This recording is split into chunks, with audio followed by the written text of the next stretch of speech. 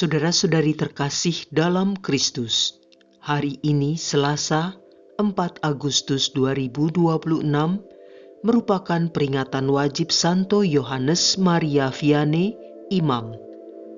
Bacaan dibawakan oleh Teresia Suminto, Mazmur dilantunkan oleh Asira Syifa Widiarto, dan renungan ditulis oleh Maria Monica. Selamat menekuni sabda Allah. Mari menjaga kelestarian lingkungan dengan peduli pada keutuhan alam ciptaan.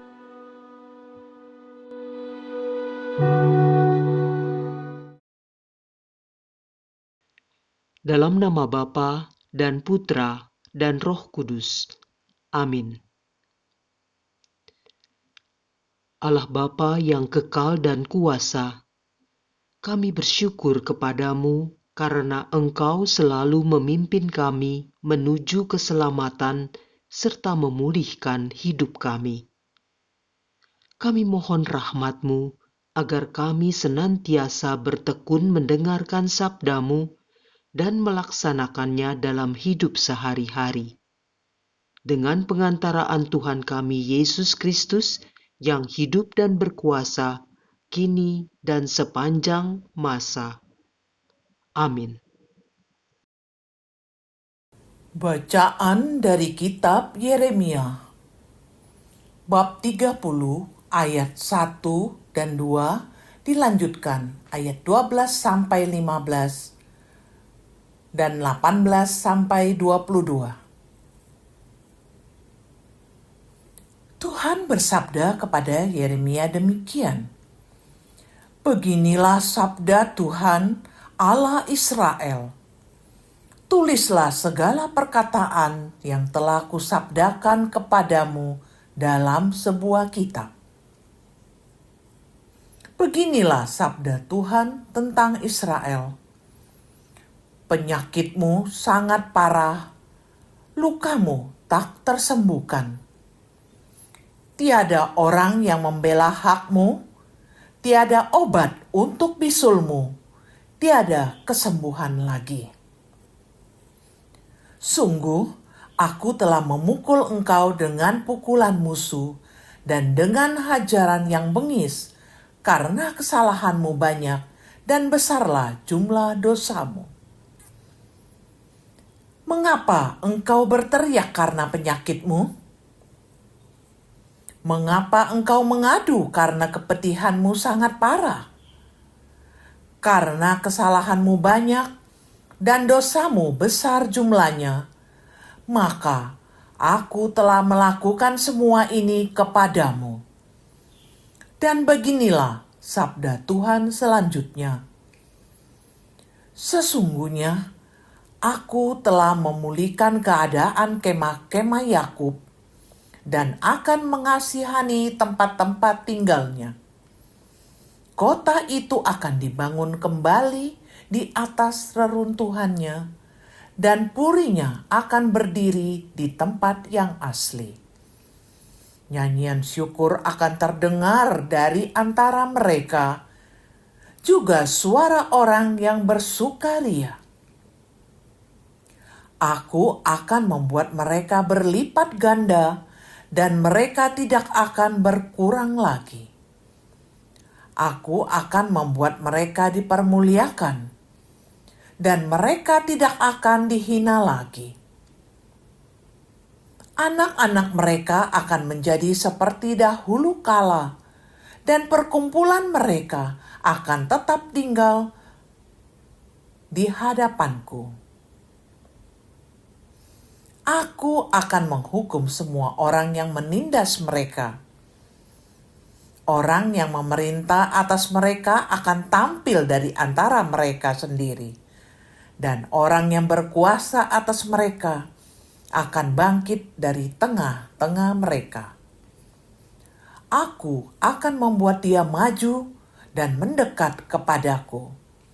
Sebab siapakah yang berani mempertaruhkan nyawanya untuk mendekat kepadaku? Demikianlah sabda Tuhan.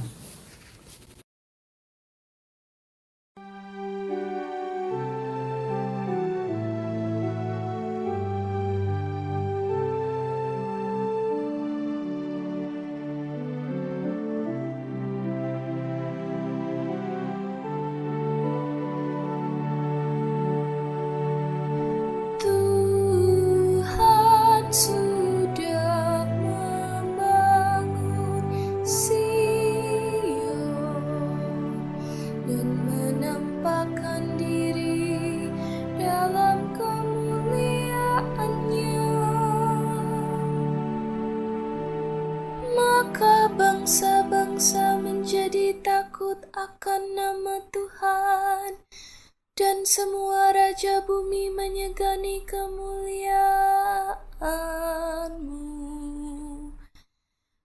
Bila Engkau sudah membangun Sion dan menampakkan diri dalam kemuliaan-Mu, bila Engkau mendengarkan doa orang-orang papa dan tidak memandang hina doa mereka, Tuhan sudah membangun Sion dan menampakkan diri dalam kemuliaan-Nya. Biarlah hal ini dituliskan bagi angkatan yang kemudian, dan bangsa yang diciptakan nanti akan memuji-muji Tuhan, sebab Ia telah memandang dari tempat-Nya yang kudus. Tuhan memandang dari surga ke bumi untuk mendengarkan keluhan orang tahanan, untuk membebaskan orang-orang yang ditentukan harus mati. Tuhan sudah membangun Sion dan menampakkan diri dalam kemuliaan-Nya. Anak hamba-hamba-Mu akan diam dengan tenteram, dan anak cucu mereka akan tetap ada di hadapan-Mu, supaya nama Tuhan diceritakan di Sion, dan Dia dipuji-puji di Yerusalem. Apabila para bangsa berkumpul bersama-sama, dan kerajaan-kerajaan berimpun untuk beribadah kepada Tuhan. Tuhan sudah membangun Sion dan menampakkan diri dalam kemuliaan-Nya.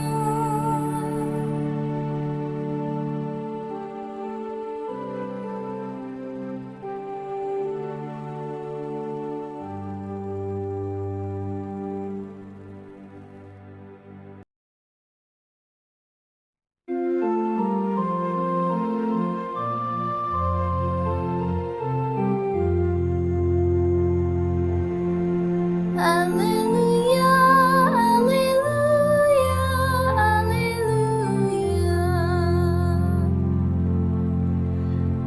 Rabbi, Engkau anak Allah, Engkaulah Raja Israel. Alleluia, alleluia, alleluia.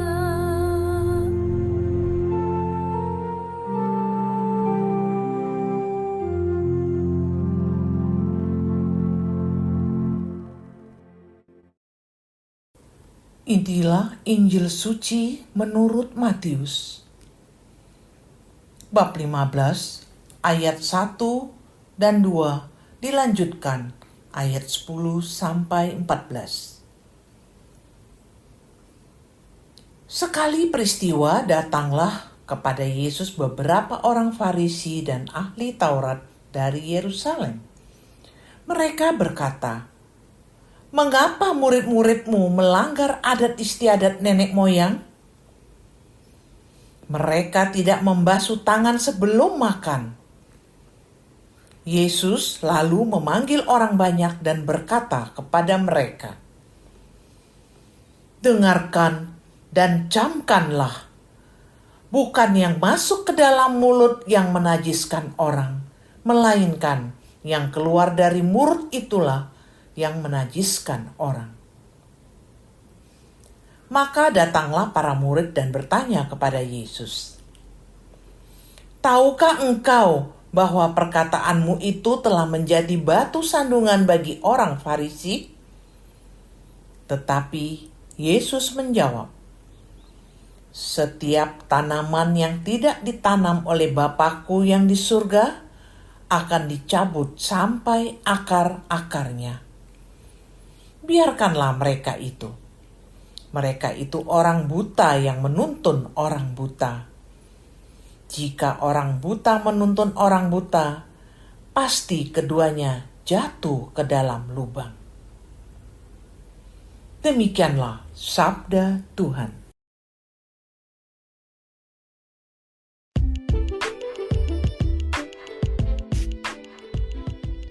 Datang kepada Yesus dan dipulihkan.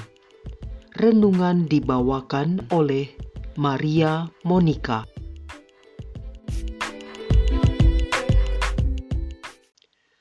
Pada satu titik di mana seseorang mengalami keterpurukan, kadang ia bertanya, mengapa hal ini bisa terjadi?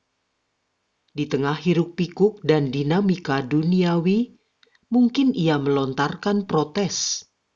Saya salah apa? Kita mengira selama ini kita sudah menjadi umat yang cukup baik, misalnya dalam mengikuti aturan gereja dan berliturgi, berkomunitas, pelayanan, ikut seminar-seminar, dan sebagainya. Tapi, mengapa kita tetap menghadapi kerumitan hidup, misalnya masalah penyakit, ekonomi, disharmoni hubungan, pertengkaran keluarga, dan sebagainya?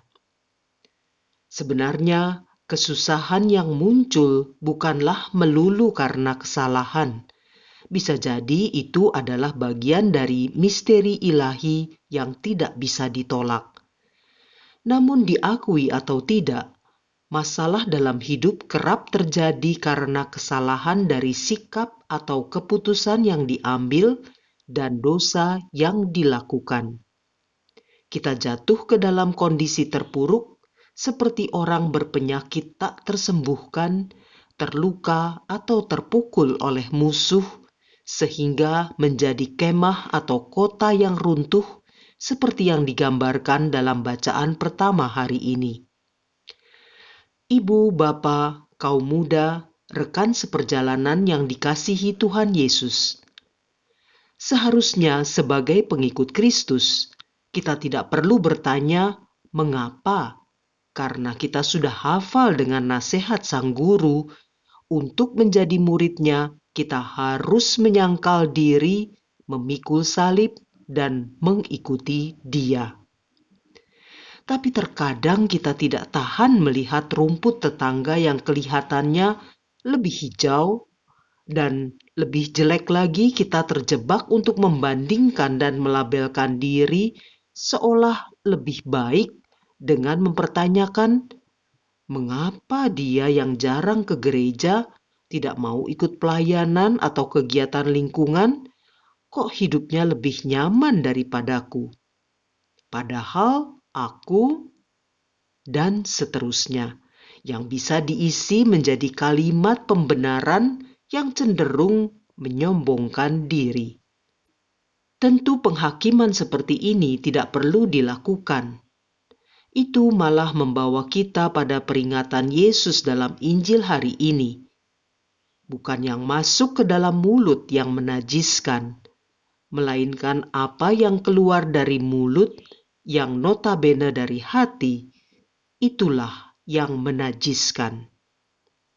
Sebab, siapakah kita sehingga bisa menghakimi orang lain yang apalagi secara tidak langsung kita merasa diri lebih baik daripadanya? Hari ini adalah peringatan wajib Santo Yohanes Maria Vianney, seorang imam yang sepanjang hidup membaktikan dirinya untuk membawa para pendosa kembali kepada Tuhan. Salah seorang ateis yang pernah bertemu dengan Santo yang menjadi pelindung para imam ini pernah menolak mengaku dosa kepadanya. Tapi saat pastor itu menatap matanya dalam-dalam, sang ateis itu jatuh berlutut. Pastor yang luar biasa ini kemudian mengungkapkan masa lalu si ateis dengan sangat akurat yang membuat orang itu mengakui kebenarannya, lalu dengan menangis ia berseru, "Tuhan, aku percaya, aku memujimu, aku mencintaimu, aku memohon pengampunanmu." Tangis dan seruan yang syarat makna seperti yang terjadi pada si ateis itu, seperti luka yang pecah terbuka. Peradangan hati yang mengeras, yang dimulai dari sikap yang menjauh dari Allah, luluh oleh kesediaan seorang imam Santo Yohanes Maria Vianney yang hidupnya didedikasikan untuk memenangkan hati banyak orang agar berbalik kepada Allah. Bagaimana dengan kita? Tidak jarang kita terlihat seperti baik-baik saja. Kita mengikuti ritual keagamaan secara mekanis, tapi tanpa disadari hati kita penuh kebencian, kesombongan, dan kepalsuan. Apakah kita mau mengakui bagian mana dari hidup kita yang terasa runtuh, yang butuh dipulihkan oleh Tuhan? Apakah kita punya keberanian dan kerendahan hati untuk datang ke sakramen rekonsiliasi demi menerima pemulihan itu? Marilah kita berdoa. Allah Bapa yang penuh kasih, Engkau telah membuat Yohanes Maria yang terberkati begitu mengagumkan dalam semangat karya pastoralnya dan dalam cintanya yang konstan kepada pertobatan. Kami mohon kepadamu, karuniakanlah rahmat-Mu kepada kami untuk beroleh kemenangan bagi Kristus. Santo Yohanes Maria yang terberkati, pekerja yang tak ada duanya di lahan yang dipercayakan kepadamu, perolehkanlah bagi gereja perwujudan dari kerinduan Yesus. Tuaian berlimpah, tapi pekerja sedikit. Mohonkanlah kepada Sang Empunya Tuaian untuk mengirimkan pekerja-pekerja bagi kebun anggurnya. Oh Yohanes Maria yang terberkati, doakanlah para klerus. Semoga keteladanan dan doamu melipat gandakan panggilan-panggilan sejati kepada hidup imamat. Semoga Roh Kudus mengaruniakan peniru-peniru teladanmu melalui Kristus Tuhan kami. Amin. Dalam nama Bapa dan Putra dan Roh Kudus. Amin.